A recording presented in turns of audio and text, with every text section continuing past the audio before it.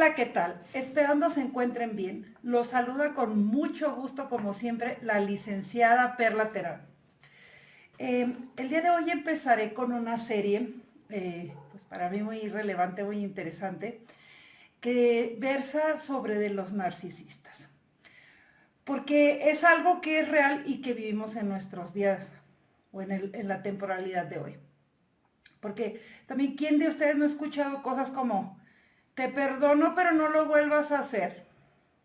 Eres una tóxica o un tóxico. Todo te molesta. Qué exagerada eres. Pues estas y otras frases son la particularidad de una persona narcisista. Tengo que acotar y aclarar que este tema está dirigido a analizar la personalidad narcisista de hombres y mujeres, porque es bien sabido que pues en las dos situaciones se da tanto la violencia como este tipo de conductas. Entonces, en ambos sexos pues permea este comportamiento. ¿Por qué tocar este tema de tantos dobleces y tan complicado? Porque en el andar de la abogacía, en los diversos asuntos que se conocen, tanto en materia penal como familiar, nos toca en muchas ocasiones observar, conocer y atender todas estas conductas que conducen al fracaso inminente de las relaciones y que sin duda alguna crean descontento en las parejas, desintegración familiar y problemas multifactoriales en la sociedad. Por eso es un problema generalizado que pues también los abogados lo vemos en la práctica. Entonces, cuando las relaciones en pareja tienen matices que en realidad en general crean problemas, pero ¿qué sucede cuando uno de los compañeros o de esa parte de la pareja es narcisista? Si bien es cierto, en la actualidad se utilizan despectivamente en las relaciones conceptos como tóxico o tóxica, dramático y víctima, entre otros, aunado a los ya conocidos problemas de conducta que existen.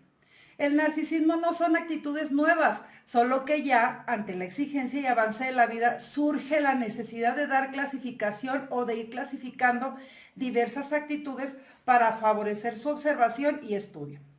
Si bien se puede aludir a una serie de rasgos propios de la personalidad normal, el narcisismo puede también manifestarse como una forma patológica extrema en algunos desórdenes de la personalidad, como el trastorno narcisista de la personalidad, en el que el sujeto sobreestima sus habilidades y tiene una necesidad excesiva de esa afirmación.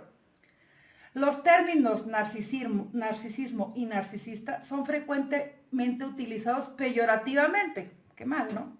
Denotando vanidad, presunción, egocentrismo o simple egocentría. En México somos prestos a la comicidad y no podía yo dejar pasar de largo esta circunstancia que representa muy bien uno de los actores de una conocida dupla que se llamaba Los Polivoces, o se llama porque todavía vive uno de ellos, con el personaje de Gordolfo Gelatino, que nos muestra con una sátira cómica de este trastorno de hace décadas, ¿no? Que ya se viene viendo, pues con sus conocidas y marcadas frases y su comportamiento nos da un ejemplo de que tal vez desde hace tiempos inmemorables estas conductas ya eran latentes.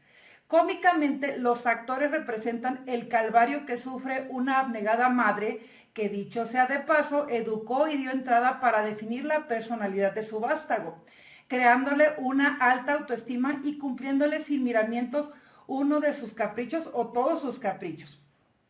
Pero más allá de lo cómico, ¿en qué momento se vuelve un tema que tenga que ver o tenga aplicación con lo jurídico o con la violencia?